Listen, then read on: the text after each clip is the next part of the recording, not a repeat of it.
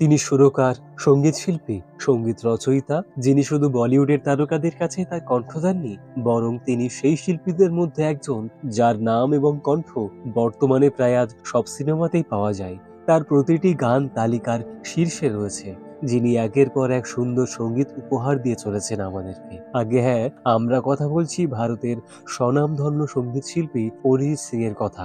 অরিজিৎ সিং একজন ভারতীয় গায়ক, যিনি বর্তমানে ভারতীয় সিনেমাকে সুরে সুরে সমৃদ্ধ করে চলেছেন। অরিজিৎ সিং পশ্চিমবঙ্গের মুর্শিদাবাদ জেলার জিয়াগঞ্জ শহরে 25শে এপ্রিল 1987 সালে জন্মগ্রহণ করেন। অরিজিতের জন্ম একটি পাঞ্জাবি পরিবারে। তার বাবা একজন এলআইসি এজেন্ট এ নিয়োগ ছিলেন এবং অরিজিতের মা অদিতি সিং ছিলেন গৃহিণী। এছাড়া তার একমাত্র আদরের বোন হলেন অমৃতা সিং। তার মা বাঙালি পরিবারের মেয়ে হলেও বাবা ছিলেন একজন হিন্দু পাঞ্জাবি পরিবারের। ছোট থেকেই অরিজিৎ খুবই মেধাবী ছাত্র ছিলেন। তিনি মুর্শিদাবাদের রাজা বিজয় সিং হাই স্কুলে পড়াশুনো করেন এবং জিয়াগঞ্জের শ্রীপদ সিং কলেজ থেকে স্নাতক ডিগ্রি অর্জন করেন।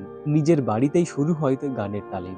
অরিজিৎ তার মাসির কাছে গানের তালিম নিয়েছিলেন এবং তার দিদিমাও গান করতেন। তার মা এবং মামা দুজনেই তবলাবাদক ছিলেন, সুতরাং সঙ্গীতই ছিল তার পরিবারের একটি অংশ। অরিজিৎ সিং এর আগে একটি বিয়ের উল্লেখ আছে, কিন্তু ঘটনাটি কতটা সত্য তা সঠিকভাবে জানা যায়নি। 2014 সালে তিনি বিবাহ করেন কোয়েল রায় সিংহকে। কোয়েল রায় সিংহের যদিও এর আগে বিবাহ হয়েছিল। বর্তমানে এই দম্পতির 3 সন্তান আছে, 2 ছেলে, 1 ছেলের নাম জুন এবং কোয়েলের প্রথম বিয়ে থেকে 1 মেয়ে। তিনি রাজেন্দ্র প্রসাদ হাজারির দ্বারা ভারতীয় শাস্ত্রীয় সঙ্গীত তালিম নেন, ধীরেন্দ্র প্রসাদ হাজারির কাছে তবলার তালিম নেন এবং বীরেন্দ্র প্রসাদ হাজারির কাছে রবীন্দ্রসঙ্গীত ও পপ সঙ্গীতের প্রশিক্ষণ লাভ করেন। অরিজিৎ তার পরামর্শদাতা রাজেন্দ্র প্রসাদ হাজারির পরামর্শে 2005 সালে ভারতীয় জনপ্রিয় টিভি চ্যানেল সোনি এন্টারটেনমেন্ট টেলিভিশনের একটি অনুষ্ঠান প্রেম গুরুকুলের মাধ্যমে পরিচিতি লাভ করেন। অরিজিৎ সিং হিন্দি গানের পাশাপাশি বাংলা গানের জগতেও নিজের প্রতিভা সমান তালে প্রকাশ করে চলেছেন। টলিউডের পাশাপাশি বলিউডেও তার গাওয়া অসংখ্য হিট গান রয়েছে।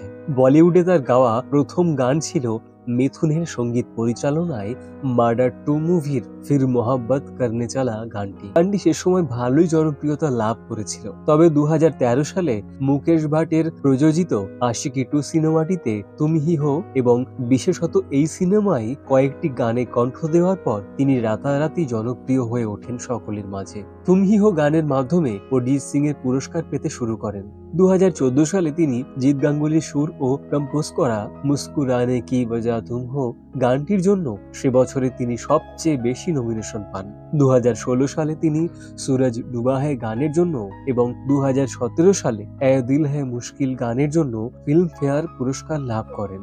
অরিজিৎ সিং এই পর্যন্ত একটি জাতীয় পুরস্কার, 7টি ফিল্মফেয়ার অ্যাওয়ার্ড ও 2টি বাংলা ফিল্মফেয়ার অ্যাওয়ার্ড, 5টি IIFA অ্যাওয়ার্ড ও 2টি গিল্ড অ্যাওয়ার্ড, 5টি গিমা অ্যাওয়ার্ড, 5টি জি সিনে অ্যাওয়ার্ড সহ মোট 98টি পুরস্কারে ভূষিত হয়েছে।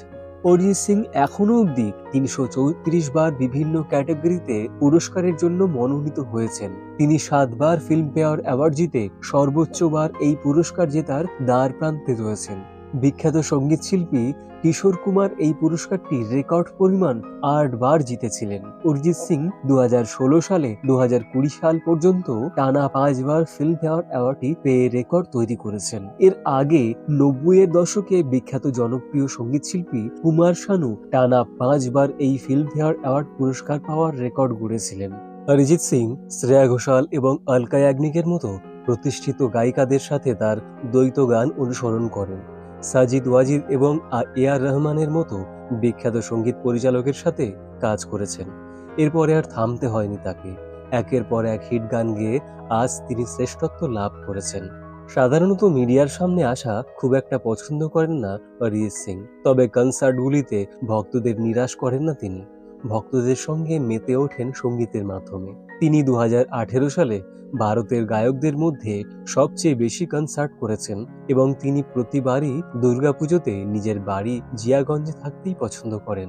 তবে যে শুধু দুর্গাপুজো তা নয়, জনপ্রিয়তার শীর্ষে থাকলেও ভিটে মাটির টানে বারে বারে ফিরে আসেন মুর্শিদাবাদের জিয়াগঞ্জে। অরিজিৎ সিং সঙ্গীত জীবনের পাশাপাশি সাধারণ মানুষের জন্য কাজ করে চলেছেন প্রতিনিয়ত। সমাজ কল্যাণের ব্রত নিয়েই কার্যত নিজের খরচে বিভিন্ন জনহিতকর কাজে নিয়োজিত পরিচিত রয়েছেন তিনি। অরিজিৎ সিং একটি সাক্ষাৎকারে বলেছিলেন যে তিনি লেট দেয়ার বি লাইট নামের এনজিওর মাধ্যমে মানুষের সেবা করতে পছন্দ করবেন, যা দরিদ্র সীমার নিচের সম্প্রদায়ের জন্য কাজ করে। তার এনজিওর লক্ষ্য হল ব্লাড ব্যাংক ক্যাম্প, দরিদ্র সীমার নিচের শিশুদের জন্য জামা কাপড়, বই, স্টেশনারি ইত্যাদি বিতরণ করা। একটি সাক্ষাৎকারে সঙ্গীত পরিচালক এবং সুরকার প্রীতম বলেছিলেন, অরিজিৎ সিং একজন ভালো গায়ক এবং একজন বুদ্ধিমান সঙ্গীত শিল্পী।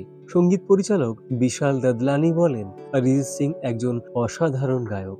সঙ্গীত শিল্পী শ্রেয়া ঘোষাল মন্তব্য করেছেন, অরিজিৎ সিং একজন বহুমুখী এবং প্রাণময় কণ্ঠস্বরের অধিকারী। অরিজিৎ সিং তার গায়কী দিয়ে গোটা ইন্ডাস্ট্রিকে মাতিয়ে রেখেছেন আজও সমান দক্ষতার সাথে। এত বড় সাফল্যের শিখরে পৌঁছেও যিনি আজও সাধারণ হয়ে আমাদের কাছের একজন মানুষ, এত বড় সাফল্যের শিখরে পৌঁছিয়েও যিনি আজও সাধারণ হয়ে আমাদের কাছের একজন মানুষ হয়ে আছেন। আপনি সর্বদা ভালো থাকুন, সুস্থ থাকুন আমাদের সবার মাঝে। বন্ধুরা, এরকম আরো নতুন নতুন ভিডিও পেতে চ্যানেলটিকে সাবস্ক্রাইব করে পাশে থাকা বেল আইকনটিকে প্রেস করে অল করে দিন। ও ভিডিওটি ভালো লেগে থাকলে লাইক, শেয়ার এবং আপনাদের মূল্যবান মতামত কমেন্টে জানাতে ভুলবেন না।